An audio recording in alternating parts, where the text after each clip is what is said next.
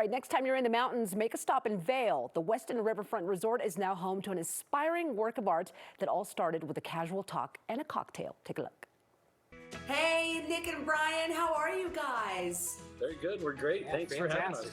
Yeah, Absolutely. Well, this was a really cool story, but before we get to that, Nick, I want to start with you.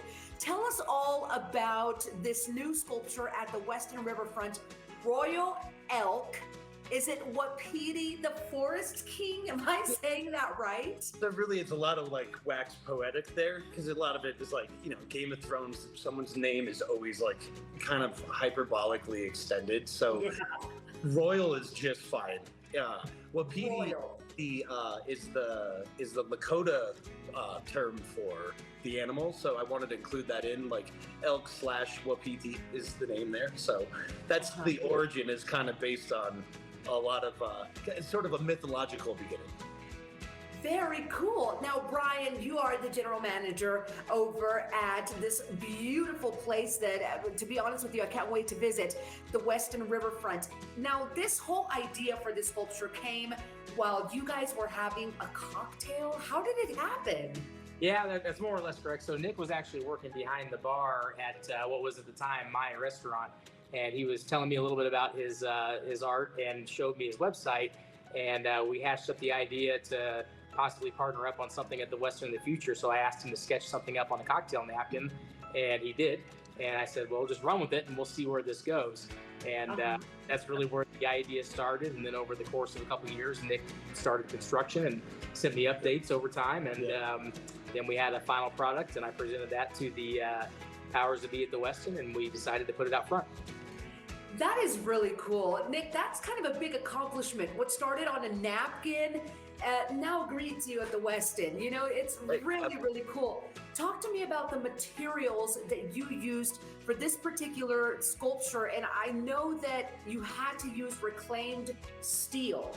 Yeah, it's not so much like I have to use reclaimed steel. It's like I love using reclaimed materials and repurposing things, and it's really neat to give it a new life as something that it is entirely different from what it was.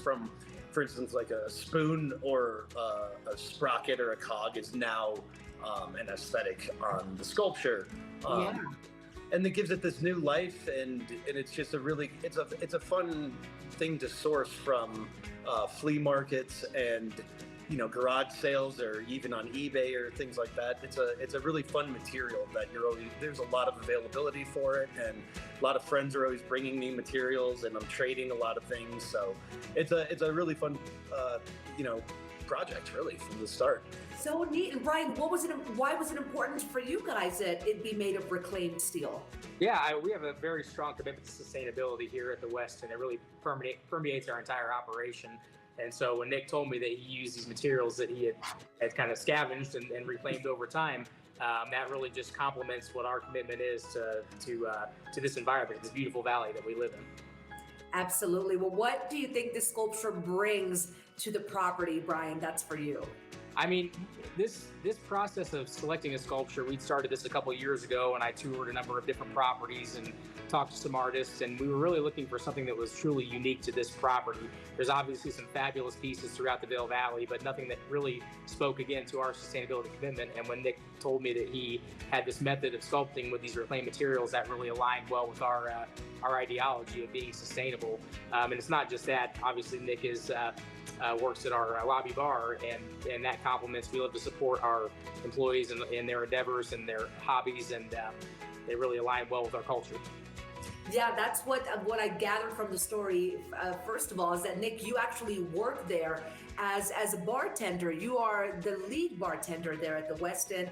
And look, the sculpture is super, super cool. What does it mean to you to not just work there, but have your work there? No, it's fantastic. I'm still in a little disbelief, because I spent so many hours also harassing Brian with texts like, hey, giving him like weekly updates at 6 a.m. I'm still in like the pinch me mode. Like, even when I walk to work, I'm still in a little disbelief that it was accomplished, because it was just a long process too. But it's great seeing it up now, and I get a lot of fun feedback, even as a fly on the wall. It's really entertaining for me.